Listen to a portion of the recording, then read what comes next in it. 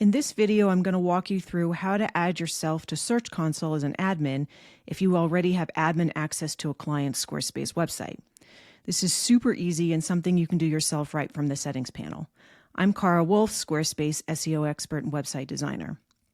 I'm here on my website. We're going to come down to the settings and we're going to click third-party tools, connected accounts, and you can see what accounts already have access. I already have access to Search Console and access to Instagram. And all you would do is connect account. And you have various options, but the one we're going after is this one up in the top panel called Search Console. If you click on this, it's going to bring up a window that's going to prompt you to log into your Search Console account. You'll just click on the account that you want associated and you'll have access. And that's it. If this video was helpful, like and subscribe, and look in the description below for more free Squarespace SEO resources.